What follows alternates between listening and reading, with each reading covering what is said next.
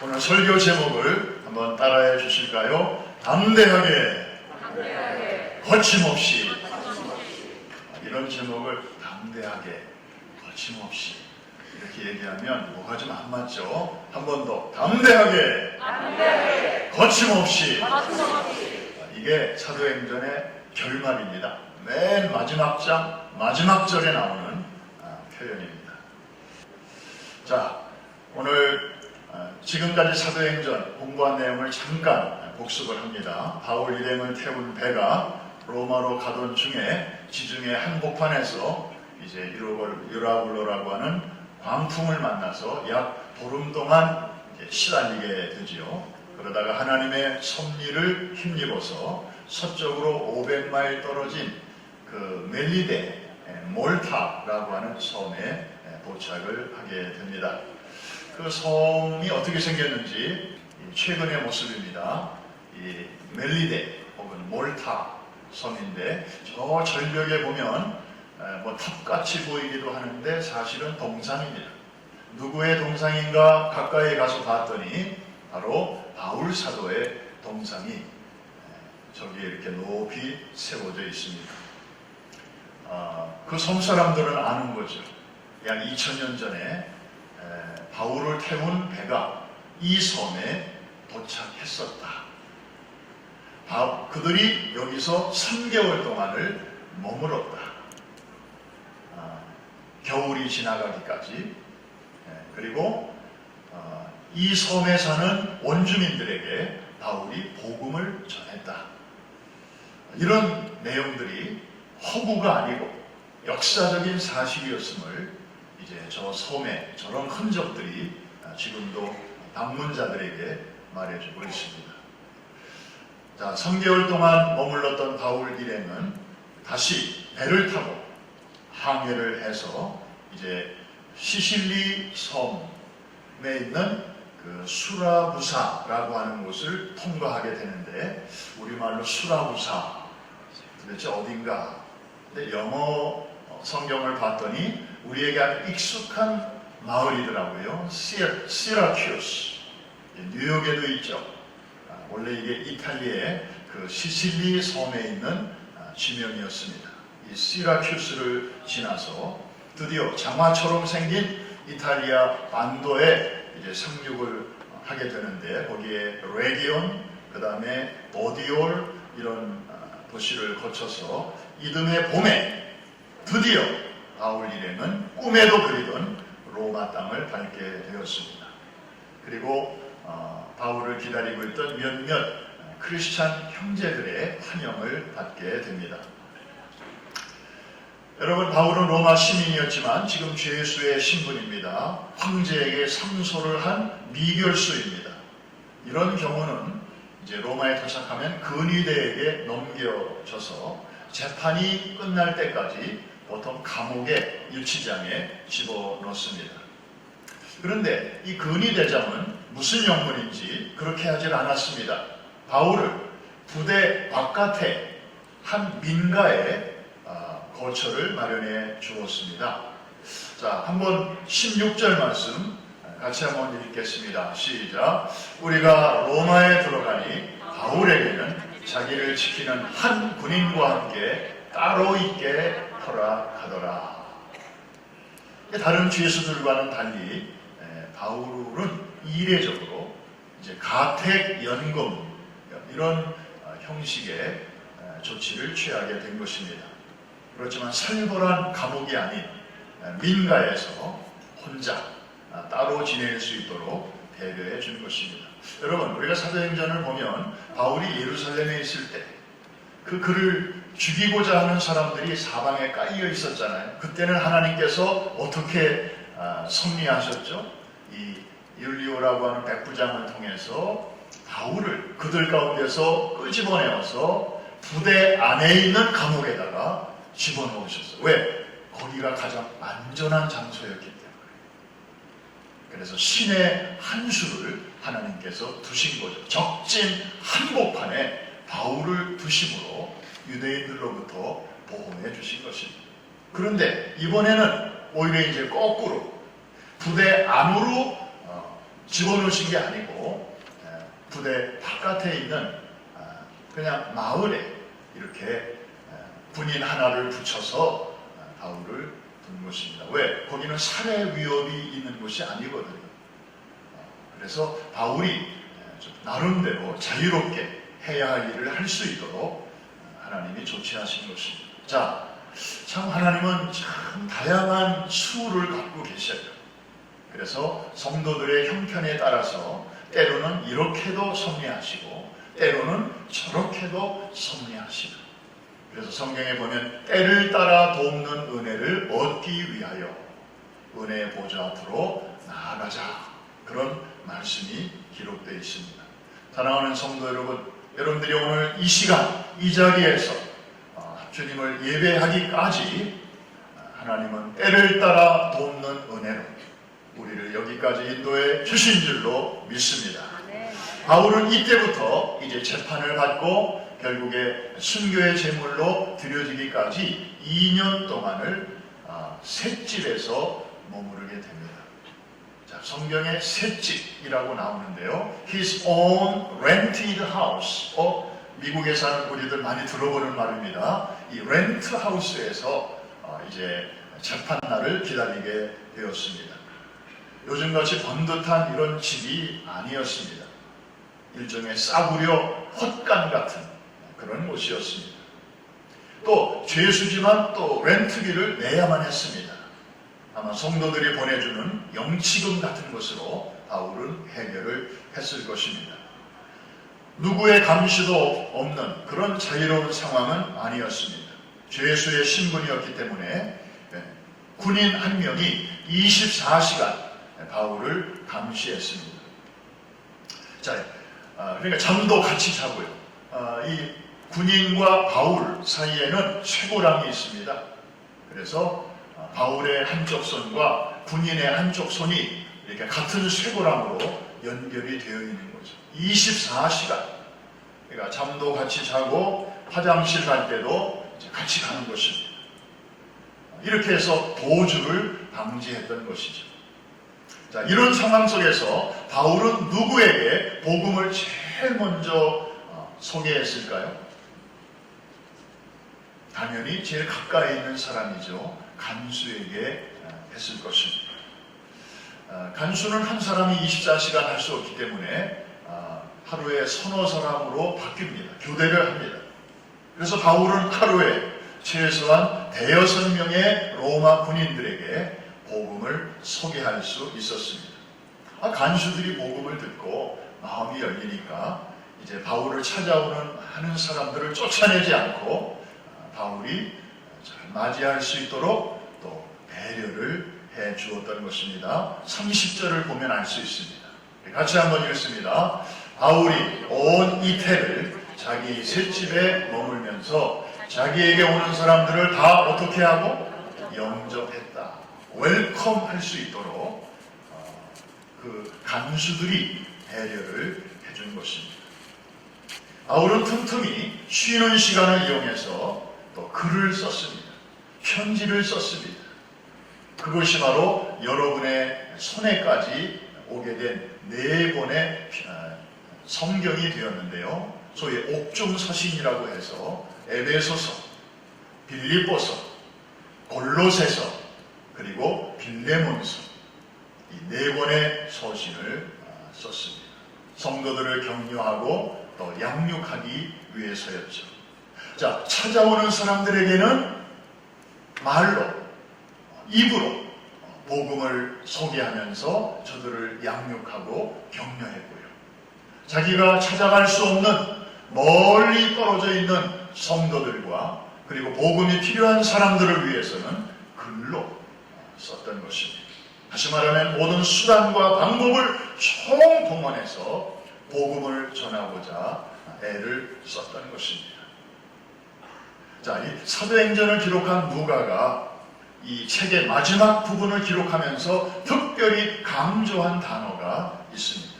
31절에 나오는데 여러분들이 한번 찾아보시기를 바랍니다. 다 같이 하나님의 나라를 전파하며 주 예수 그리스도에 관한 모든 것을 담대하게 거침없이 가르치라.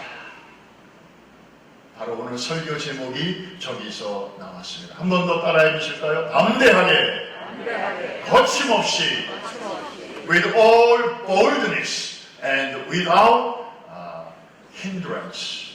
그러니까 뭐 좀 장애물이 있어도 거기에 아랑곳하지 않고 거침없이 나가는, 마치 여러분 축구와 미식 축구가 다른 점이 뭐죠? 즉 사커와 아메리칸 풋볼 차이점이 뭔가요? 뭐 여러 가지가 있겠습니다만은 사커는요 필요하면 백패스도 해요. 그런데 아메리칸 풋볼을 보니까 거의 백패스를 안 해요. 그냥 돌진, 그냥 앞으로, 그냥 상대방이 막 이따만한 등치로 막아도 그냥 막무가내로 밀고 나가는, 마치 오늘 설교 제목이 그런 장면을 연상하지 않습니다. 사실 그 당시 바울은요 자유로운 상황이 아니었습니다. 미결수의 신분이었습니다. 여러분, 재판을 앞두고 있습니다. 재판을 앞둔 사람은, 혹시 여러분 코트에 가보신 분은 아시지만, 재판을 앞둔 사람들은요 말조심, 행동조심합니다. 왜냐하면 자그마한 이 돌출 행동이 재판에 좋지 않은 영향을 미칠 수 있거든요. 그래서 아주 변호사와 상의하면서 조심조심하고, 뭐 옷 입는 것도, 뭐 시계 차는 것도, 뭐 비싼 시계 이런 거 절대 못 차게 하고, 아주 수수하게, 검소하게, 험불하게, 뭐 이렇게 아주 머리끝부터 발끝까지 다 조심을 시킵니다. 더군다나 바울은 그 당시 인생의 황혼기에 접어든 노인이었습니다. 물론 지금처럼 80, 90까지 살던 시대가 아니었기 때문에 그 당시 평균 연령을 고려한다면 바울은 아직 60이 되기 전이었지만 노인이었습니다. 게다가 바울은 지병이 있었습니다. 물론 하나님이 의원 누가를 그래서 옆에 붙여주시긴 했지만, 그래서 우리가 할 때 그 우리라는 말이 바로 바울 곁에 누가가 항상 있었기 때문에 그런 표현을 쓰고 있습니다만은 건강 상태가 영 좋지 않았습니다. 게다가 하루 24시간 누구와 함께 묶여 있어요? 로마 군인 간수와 함께 묶여 있습니다. 얼마나 깝깝하겠습니까? 그런데 바울은 그런 상황 속에서 마음은 묶이지 않았습니다. 생각은 묶이지 않았습니다. 전혀 위축되지 않았습니다. 자기를 찾아오는 사람들에게, 모든 사람들을 영접하고 그들에게 복음을 전했습니다. 그 내용은 딴소리 안 했습니다. 여러분, 바울은 자기에게 이제 죽음의 그림자가 언젠가는 다가온다는 것을 어렴풋이 알고 있었습니다. 그러니까 시간을 허투루 쓸 수가 없었지요. 찾아오는 사람들에게 딱 두 가지 핵심만을 말했습니다. 하나님의 나라, 그리고 주 예수 그리스도에 관한 것이었습니다. 다른 얘기도 많지만 할 시간이 없었습니다. 이거보다 더 중요한 주제가 없었기 때문입니다. 하나님의 나라. 여러분, 성경 전체를 관통하는 주제가 바로 이거 아닙니까? 하나님이 죄로 말미암아 사단의 권세 아래 묶여있는 우리들에게 가장 제일 먼저, 그리고 가장 최고의 선물로 주시기를 원하신 것이 바로 하나님 나라였습니다. 하나님이 통치하시는 그 세상, 더 이상 악이 깃들일 자리가 없고, 더 이상 사단의 입김이 서릴 여유가 없는 하나님의 온전한 통치가 이루어진 그런 모습을 우리에게 다시 주시기를 원하시는데, 이것은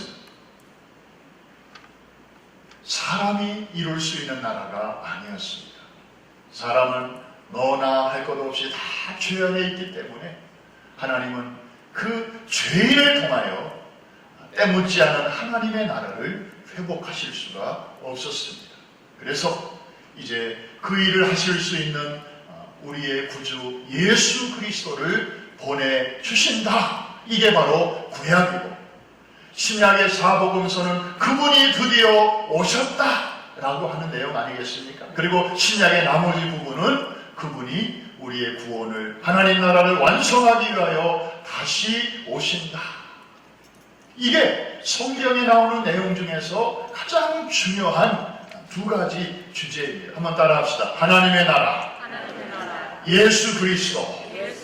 그래서 이 나라는 바로 이분을 통하여 이루어지기 때문에 이것을 우리에게 창세기에도 그 말씀하신 거예요. 또 출애굽기에서도, 레위기에서도, 민수기, 신명기, 여호수아, 말라기 보면 다 예수 그리스도를 가리키고 있는 것입니다. 가죽옷이 그렇고요. 그 다음에 출애굽기의 어린 양이 그렇고요. 그 다음에 레위기에 나오는 각종 제사에 사용되는 제물들이, 죄는 사람이 지었는데 그 벌은 애매한 짐승들이 받게 하시는 이러한 모든 방법들이 결국에는 그분이 오셔서 하실 일을 우리에게 말씀해 주셨던 것이죠. 여러분, 바울은요, 이 복음의 엑기스를 희미하게 전하지 않았습니다. 나는 갇혔으니까, 지금 자유의 몸이 아니니까 좀 형편이 낮으면 그때 제대로 하고 지금은 그냥 적당히 하자. 하나님도 다 아시겠지 뭐. 이렇게 하지 않았습니다. 한 번 더 따라해 주시기 바랍니다. 담대하게, 거침없이 하나님의 나라와 예수 그리스도에 관한 것을 전했습니다. 그런데 여러분, 우리보다 더 열악한 환경에 있는 바울이 어떻게 이렇게 담대한 태도를 유지할 수 있었을까요? 이유가 있습니다. 바울은 지금 육신은 묶여 있습니다. 쇠사슬로 연결되어 있습니다. 행동의 자유가 제한되어 있습니다. 건강도 안 좋습니다. 내일이 불투명합니다. 그러나 육신은 비록 묶여있지만 그의 영혼은 놀라운 자유를 벌써부터 맛보고 있었습니다. 언제부터? 다메섹 도상에서 예수님을 만났을 때부터. 그날부터 시작하여 바울은 자기를 지금까지 묶고 있었던 율법, 무슨 제도, 전통, 관습, 이런 사슬로부터 완전히 자유함을 얻었습니다. 그런데 이 바울이 가만히 보니까 이 간수부터 시작하여 이 로마에 살고 있는 많은 사람, 유대인, 이방인 가릴 것 없이 예수님을 모르는 사람들을 보니까 몸뚱아리는 자유인인데 영적으로는 다 묶여있는 모습을 보게 되었습니다. 너무 안타까운 생각이 든 것입니다. 자기에게는 지금 시간이 별로 없습니다. 하나님이 자기 생명을 언제 불러가실지 모르는 이러한 시한부 상황 속에서 바울은 적당히 복음을 전할 그런 상황이 아니었습니다. 그러니까 어떻게 전했다고요? 한 번 더 담대하게, 거침없이. 할렐루야. 제가 전에 한번 말씀드렸죠. 아주 몇 년 전에 캐나다 밴쿠버에서 우리 원로 목사님이 그때 부흥 강사로 초청받으셔서 가시는 길에 제가 같이 한번 간 일이 있습니다. 부흥 강사를 대접한다고 식사 대접을 어느 식당에서 하게 됐는데 그 목장 식구들이 오셔서 서빙을 하는 거예요. 그래서 이제 주방에서 음식이 나오면 이분들이 막 이렇게 하는데 보니까 평균 연령이 한 70은 다 넘어 보이시더라고요. 서너 분이 이제 오셔가지고 그래서 이제 저는 이제 부목사니까 이제 원로 목사님이 축복기도 해주실 때 참고하실 정보를 좀 드리는 하고 이분들은 도대체 누구십니까? 그랬더니 한 목장 식구들이라는 거예요. 오늘 목장 식구들이 강사 대접을 한다는 거예요. 그런데 이분들의 동작이 젊은 사람들 뺨치는 거예요. 얼마나 바리바리하고 그냥 손발이 척척 났는지. 그래서 목장 이름이 뭔가요? 그랬더니 깜짝 놀랐어요. 세상에 그런 목장 이름은 처음 들었어요. 인생 짧다. 인생 짧다 목자인데 평균 연령 70세 이상. 그러니까 이분들은요, 시간을 그렇게 여유 있게 느끼지 않아요. 우리에게 남은 시간이 그렇게 많지 않다. 우리도 지금 이렇게 건강하지만 또 1년 뒤에는 또 우리 중에 누가 거동이 불편할 수도 있고. 그래서 이분들은 순간순간을 그냥 감사하면서 봉사하는, 감동받았어요. 여러분, 바울은 지금 그런 시한부의 느낌을 가지고 지금 순간순간을 맞이하고 있습니다. 그러니까 복음을 전하더라도 그냥 뭐 들으려면 듣고 말려면 말고 뭐 받으려면 받고 싫으면 뭐 괜찮고 그런 게 아니고 정말 거침없이 담대하게 안타까운 마음으로 전했던 것입니다. 여러분, 우리를 한번 돌아봅시다. 지난 7월부터 이제 현장이 열렸습니다.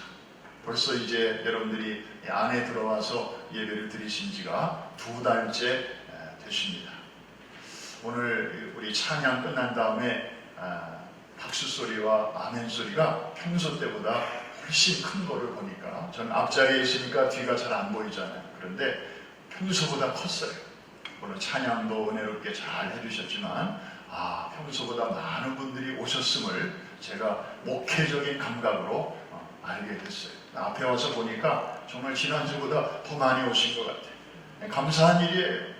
근데 2달쯤 되어 가면서 우리가 수용이나 여기가 1200명까지 들어올 수 있는 자리인데 25%까지 들어올 수 있다. 그 다음에 들어왔어도 6feet 소셜 디스턴싱을 유지해서 지금 요 정도 우리가 예배를 드리고 있습니다. 이렇게라도 예배 드릴 수 있는 게 얼마나 감사한지 몰라요. 할렐루야. 그런데 좀 아쉬운 게 있잖아요. 우리가 감사하면서도 우리가 한 2달 정도 지나면서 보니까 현장 예배 너무 감사하고, 또 현장에 나올 수 없는 분들은 온라인으로라도 예배를 드리고 있으니까 너무 감사한데, 이게 옛날에 우리가 이곳에 와서 마음 놓고 예배 드리던 때와 비교해보면 2% 부족한 게 보인단 말이죠. 하나님을 향한 예배는 있는데 그 다음에 성도의 교제가 빈약해요. 뚝뚝 떨어져 앉아있고, 그리고 예배 끝나고서 뭐 라비에서 대화를 좀 나눌 수는 있지만 그것도 마스크를 쓰고, 그리고 장시간 대화도 할 수 없고, 무슨 악수나 너무 오래간만에 만나니까 옛날 같으면 허그도 하고 정말 정다운 시간을 가질 수 있었을 텐데, 요즘은 그냥 교제를 하는 건지 마는 건지 그냥 적당히 하고 또 스치고 지나간단 말이죠. 게다가 예배는 있지만 이게 양육이 또 부족하잖아요. 우리가 예배를 통해서 말씀을 듣고 하는 것도 물론 중요합니다. 그러나 주중에 이 양육이 얼마나 중요한지 몰라요. 물론 온라인으로 월요일 날도 나가고 수요일 날도 나가고 하지만, 그러나 그것만 가지고도 여전히 부족한 부분이 있어요. 그래서 좀 여러분들끼리 이렇게 주중에 만나서 말씀을 같이 나누고, 또 같이 서로를 위해서 기도하고, 또 삶을 나누는, 이게 얼마나 중요한지 몰라요. 여러분, 요즘은 온라인 시대잖아요. 바깥에도. 그래서 무슨 아마존에서 물건을 구입할 때도 보면 내가 원하는 물건이 딱 있다고 해서 금방 구입하지 않아요. 항상 이 구입하기 전에 읽어보는 게 있어. 뭘까요? 리뷰를 읽어봐요. 이 물건을 구입한 사람들의 그 소감을 이렇게 찾아본다. 그래서 비슷한 물건들이 있을 때 그 리뷰가 좋은 것을 우리는 선택을 하잖아요. 그리고 또 무슨 댓글 같은 거 많은 사람들이 요즘은 많이 읽어보잖아요. 그런 것처럼 그 댓글이 똑같은 일을 보고 저 사람은 저렇게 느꼈구나, 남들은 어떻게 생각하나, 이런 것들을 참고하기 위해서 댓글을 거기다가 이제 이렇게 다는 거 아니겠어요? 그러면서 서로 이제 피드백을 나누게 되고 교제가 이루어지고, 또 양육이 또 이루어지는 것인데 이 온라인 예배만 가지고는 그런 게 어렵단 말이죠. 거기다가 결정적으로 교회가 마땅히 해야 하는데 발이 묶여서 지금까지도 못하는 일 중에 하나가 뭐냐면 선교입니다. 이게 바로 이 치명적인 약점과 한계를 우리가 지니고 있는 것입니다. 저는 최근에 한국의 대표적인 선교단체인 KWMA 사무총장이 인터뷰한 내용을 보고 깜짝 놀랐습니다.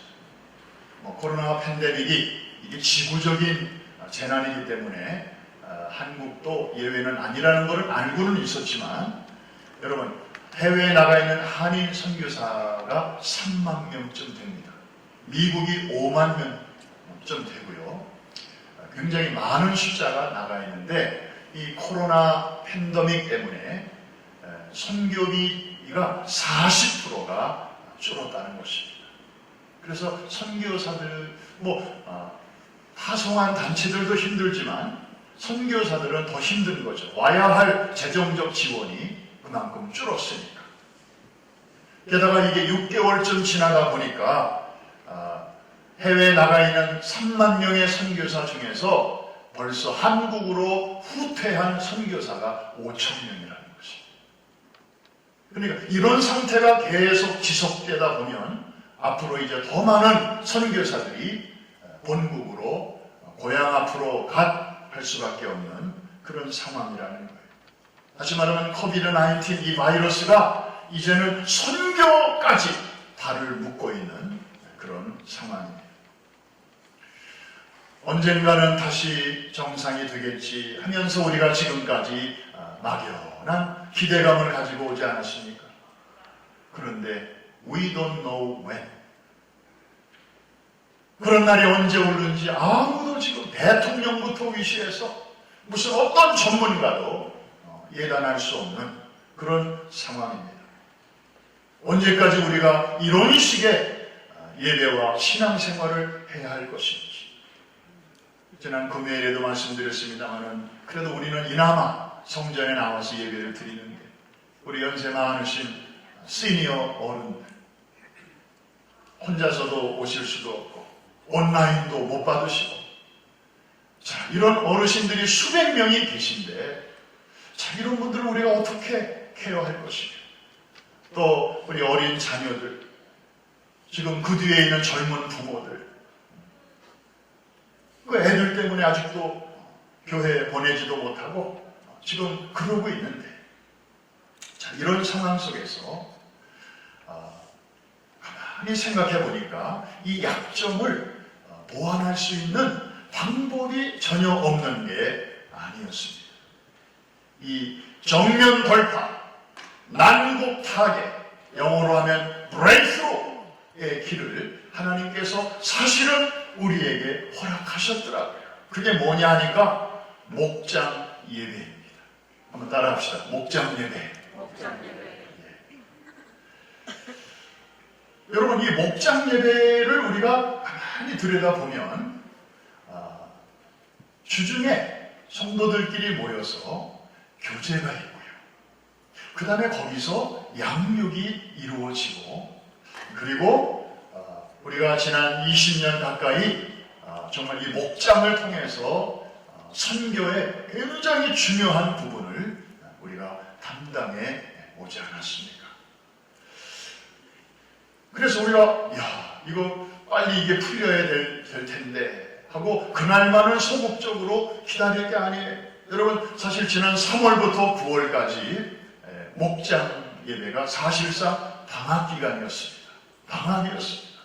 사실 다른 교회들은 한여름이면 부영 예배나 목장 예배를 한 2달간 방학을 하더라고요. 근데 우리 교회는 그런 게 없었어요. 왜? 이게 선교와 맞물려 있기 때문에. 그냥 자기들끼리 모여서 교제하고 그러는 것으로 끝난다면 쉬었다가 다시 계약해도 되는데 우리는 어린아이들을 양육하니까 또 기도해야 되니까 물질을 보내야 되니까 그냥 쉬지도 못하고 그렇게 지금까지 해왔잖아요. 이제 충분히 쉬었으니까 그래서 10월부터는 이 목장 예배를 다시 열기로 했습니다. 우리 교육자들하고 의논하고 또 우리 교구장님들 모임에서도 이걸 다 의논했습니다. 물론 이 6개월 동안에도 어느 일부 목장들은 벌써부터 모임을 갖고 있었더라고요. 참 너무 고마운 일이에요. 그러니까 이분들은 그 교제의 소중함, 그리고 선교의 중요성, 참 어려운 여건이지만 그 속에서도 이제 온라인으로 이렇게 모임을 가져왔던 것입니다. 10월부터 이제 결실의 계절 가을부터 우리가 목장 모임을 시작을 하기로 했습니다. 지난 교구장 모임인데요, 제가 아주 놀랐습니다. 어느 교구를 보니까 교구를 밝혀도 괜찮겠죠. 소망교구의 얘기입니다. 거기도 젊은 부부부터 연세 많으신 어른까지 연령층이 다양한 그런 교구입니다. 교세가 아주 많은 교구도 아니에요. 그런데 전체 교구 식구들의 80%가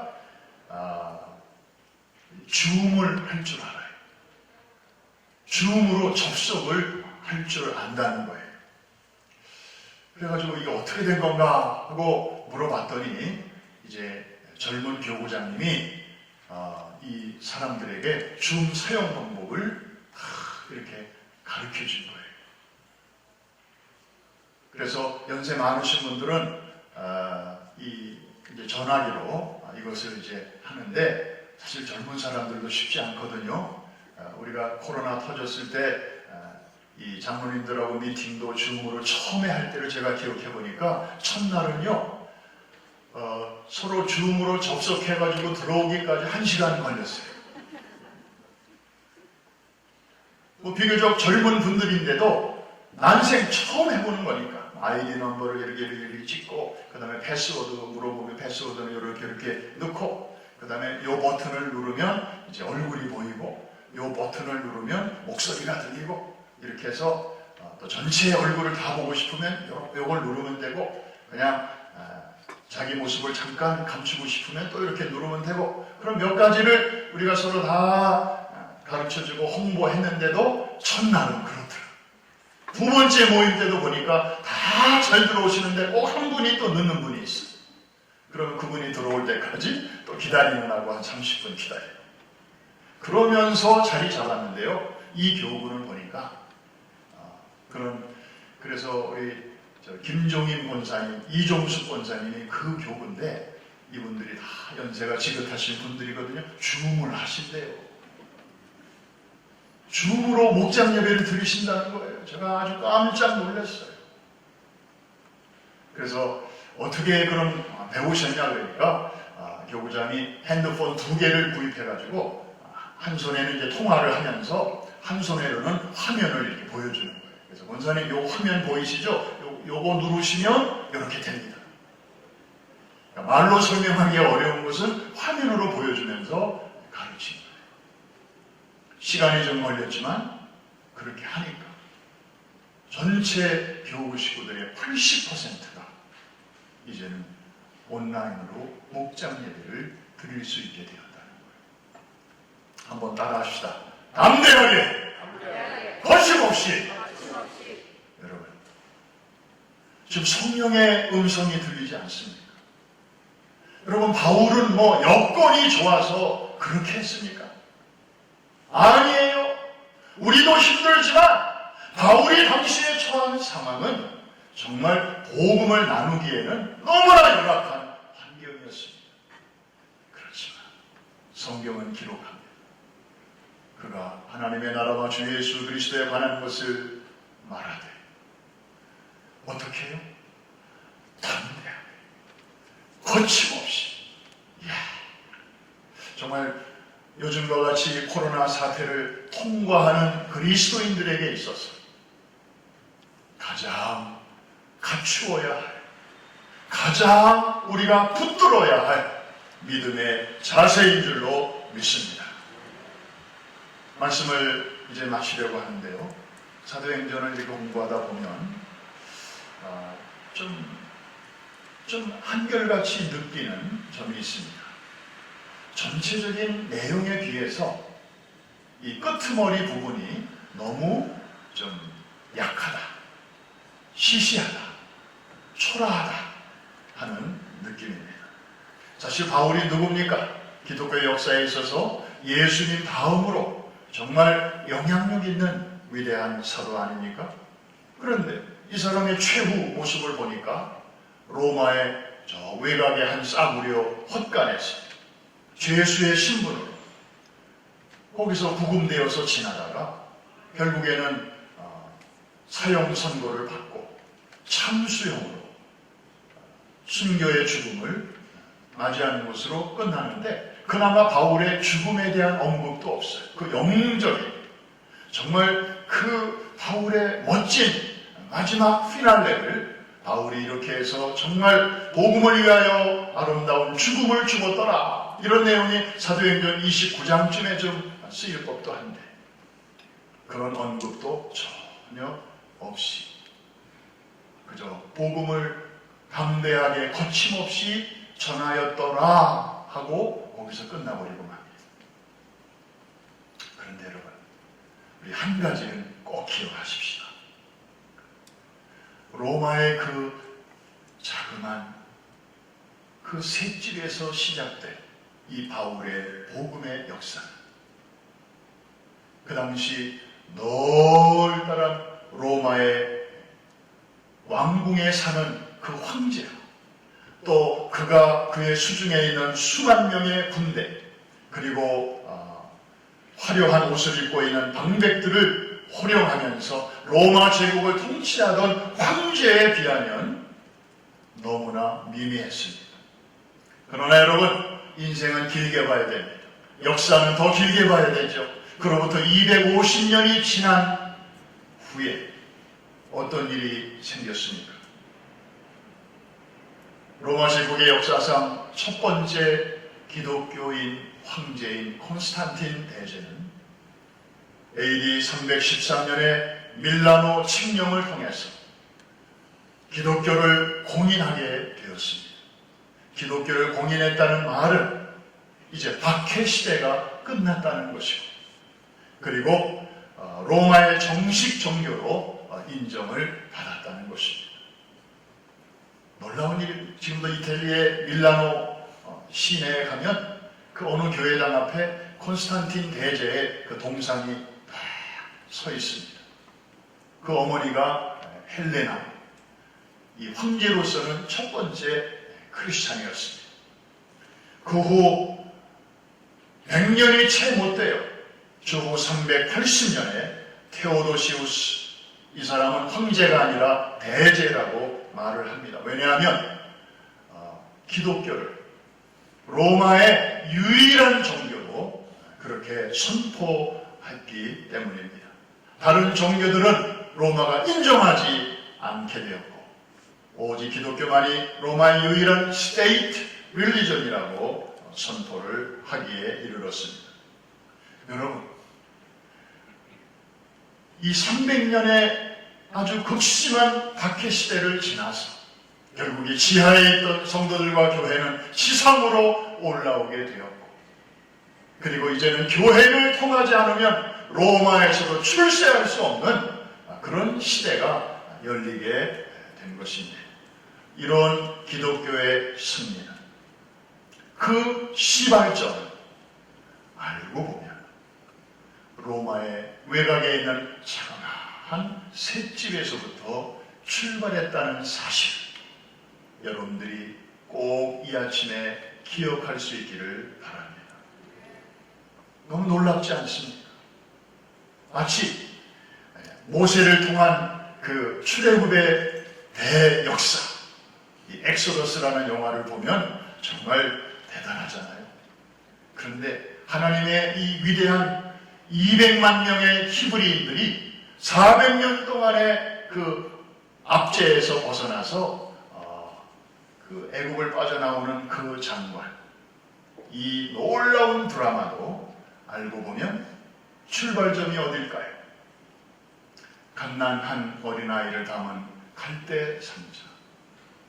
나일강에 한 어머니와 또 누이가 이 아이의 앞길이 어떻게 되는지 알 수 없는 상태에서 강에 던질 수는 없고 물이 들어오지 않는 역청을 발라서 그 자그마한 갈대 상자에 넣어서 눈물을 흘리면서 흘려보냈던 그 작은 상자, 제가 몇 주 전에 테바라는 히브리어 단어를 함께 나눈 적이 있죠.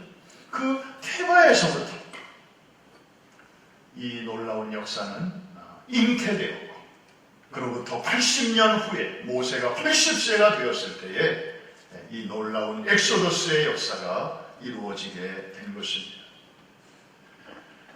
게다가 인류 구원의 거대한 이 프로젝트도 화려하고 막강한 궁전이 아니라 베들레헴의 작은 마을에 있는 제대로 된 집도 아니고 방도 아닌 그야말로 양구유가 있는 동물 냄새가 나는 헛간에서 시작되었다고 하는 이 하나님의 일하시는 방법을 우리가 보면서, 하나님의 역사는 그렇습니다. 언제나 큰 것으로 시작하여 더 큰 것으로 끝나는 그런 일이 아니었습니다.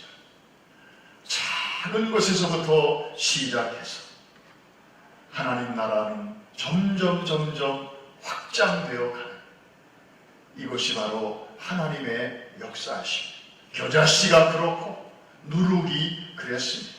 왜 하나님은 이런 내용을 사도행전의 그 마지막 결말에다가 이 셋집을 강조하셨을까요? 우리를 격려하시기 위함입니다. 정말 별 볼 일 없는 셋집에서 시작된 복음의 능력이 250년 만에 당시 세상을 지배하던 대로마 제국을 굴복시키지 않았느냐. 너희도 용기를 내라. 사실 알고 보면 우리 프라미스 교회도 10여 년 전에 사실 세계 선교를 그냥 열심히 하던 한 이민교회에 불과하지 않았습니까? 그런데 414 윈도우 운동이라고 하는 이 마지막 때의 세계 선교를 마무리하는 거대한 세계 선교 전략의 탄생지요. 아니, 우리 교회보다 더 큰 교회가 얼마든지 있는데, 교인도 많고 재정도 넉넉하고 세계적인 네트워크도 갖고 있는 그런 교회들이 미국에 얼마든지 많이 있는데, 하나님께서는 이 퀸즈의 플로싱에 있는 한 이민교회를 통해서 전 세계에 이 놀라운 생수의 강물이 흘러가게 하셨습니다.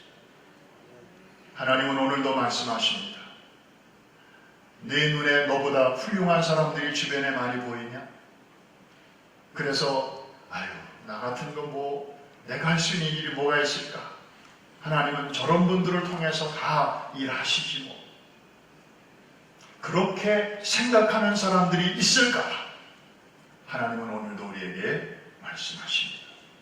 너같이 평범한 사람이야말로 내가 쓰기에 딱 좋아.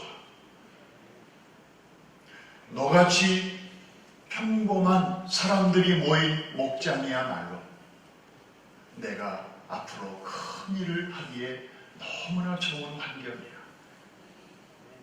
여러분, 우리가 팬데믹 이전에 그 상태로 빨리 돌아가야지. 그런 날이 빨리 왔으면 좋겠다. 물론 우리 모두의 영혼입니다만, 과연 그런 날이 우리에게 올는지 저도 모릅니다. 아무도 장담할 수 없습니다. 저는 전문가도 아니지만 제 소견으로는 아무 일이 없었던 것처럼 코로나 이전 상태로 돌아가기는 불가능해 보입니다. 그러므로 소극적으로 그날이 빨리 왔으면 좋겠다. 그때까지는 좀 쉬어야지. 지금 이런 상태에서 우리가 할 수 있는 게 뭘고? 아무것도 할 수 없잖아. 그냥 이대로 가야지 뭐. 대부분의 사람들이 이렇게 생각하기 쉽습니다. 여러분, 이것은 동굴식 사고방식입니다. 똑같은 땅속이라도, 똑같이 캄캄하고 어두운 굴속이라도 동굴이 있고 터널이 있습니다. 동굴은 막혀있기 때문에 결국에 갔다가는 다시 나와야 됩니다. 나오면 원래 제자리예요. 많은 사람들이 얘기하는 노말이 바로 그겁니다. 제자리로 돌아오는 겁니다. 그런데 하나님이 우리 앞에 일어놓으신 길은 동굴이 아니라 터널입니다. 우리는 지금 터널을 통과하고 있는 것입니다. 터널도 역시 어둡기는 마찬가지, 그리고 깝깝하기는 마찬가지. 그러나 우리는 믿음으로 한 걸음 한 걸음 액션을 취합니다. 가다 보면 결국은 저쪽 끝이 나올 것입니다.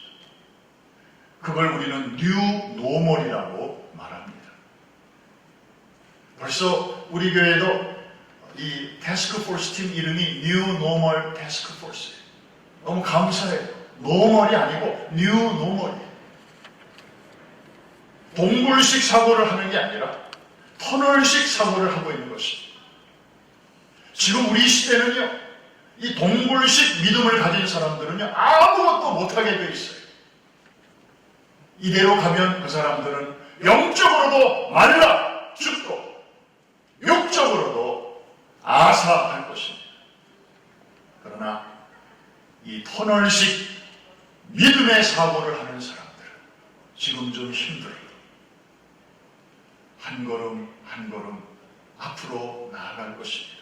여건이 좋아질 때까지 가만히 앉아서 기다리지 않습니다. 걸으면 걸어집니다. 이거 참 평범한 말인데 굉장히 아주 중요한 말이에요. 한번 따라합시다. 걸으면 걸어진다. 정말 저는 이렇게 단순한 말 속에 심오한 진리가 있는 줄 몰랐어요. 그런데 아파, 캄캄해, 앞이 안 보여. 걷다가 넘어지면 더 큰 코 다쳐. 그냥 난 여기 서 있을래, 앉아 있을래, 상황이 좋아질 때까지 기다릴래. 그러면 안 걸으면 안 걸어지는 거예요. 그냥 그 자리에 도태되는 거예요. 쓰러지는 겁니다. 이해가 되시면 아멘. 그래서 우리 브라미스 성도들은 지금 우리는 터널에 있다. 터널에 있는 사람은 움직입니다. 언제부터? 지금. 어디서부터? 여기서부터. Here and now. 여기서부터 우리가 할 수 있는 일이 무엇인가를 찾습니다. 그리고 그것을 개척해 나가는 것입니다. 브레이크스루를 하는 것입니다. 바울은 그 어려운 답답한 깝깝한 여건 속에서, 그리고 시간이 없는 가운데서 그는 찾아오는 사람들에게는 말로, 먼데 있는 사람들에게는 글로 천국 복음을 열심히 전했습니다. 이거 우리에게를 적용하면 뭘까요? 찾아오는 가까이 있는 사람들에게는 우리가 말과 행동으로, 그리고 먼데 있는 사람들에게는 온라인으로 우리가 좋은 내용도 보내고 얼마든지 전도할 수 있고, 그래서 오프라인과 온라인으로 한 번 더 따라해 주시기 바랍니다. 담대하게, 거침없이. 한 번 더 담대하게, 거침없이. 이것이 바로 이 시대에 우리에게 꼭 필요한 하나님의 우리에게 주신 믿음의 자세인 줄로 믿습니다. 저는 여러분들의 눈빛에서 정말 거침없이 앞으로 전진하는 그러한 의지를 볼 수 있기를 주의 이름으로 축원합니다. 다 어렵지만, 다 아직도 환경이 풀리지 않았지만, 그런 가운데서 정말 여러분, 캥거루는 뒷걸음질을 못 친다고 합니다. 항상 앞으로만 뛰어가요. 왜? 앞다리는 요만하고 뒷다리는 이렇게 크기 때문에. 그래서 앞으로만 가요. 호주라는 나라의 상징 동물이 그래서 캥거루예요. 거침없는 전진. 우리는 절대로 후퇴하지 않는다. 에뮤라는 이 새 종류도 발이 세 갈래로 되어 있는데 이 새도 오리나 거위처럼 생겼는데 어느 선전에 나오더라고요. 이 동물도 뒷걸음질을 못 쳐. 후지를 못해. 앞으로만 나가. 그래서 호주의 또 다른 상징 동물이 이 에뮤라는 새와 캥거루라는 동물이라는 거예요. 여러분, 때로는 우리가 이 삼보 전진을 위해서 일보 후퇴할 때도 있습니다. 그러나 복음을 위해서 우리가 지금보다 더 좋은 때를 기다리지 말고 바울처럼 거침없이, 그래서 목장 예배부터 이제 10월부터 우리가 개학을 하게 됩니다. 길이 막힌 곳은 뚫고 또 굽어져 있는 곳은 곧게 펴면서, 끊어진 곳은 여러분이 찾아가 이어주면서, 연세 많으신 분들에게는 여러분이 직접 설명하면서, 그래서 그동안 6개월 동안 묵은 땅이었던 목장 다시 한번 모여서 갈아엎어질 때 옥토보다도 몇 배나 더 힘좋은 그런 아름다운 땅이 될 줄로 믿습니다. 이번 10월부터 이 예배와 또 목장 예배를 통해서 예배가 살고 교제가 살고 양육이 회복되고 그리고 선교가 다시 시작되는 놀라운 좋은 일들이 여러분의 목장과 가정에서 풍성히 일어나게 되기를 주의 이름으로 축원합니다. 축복합니다.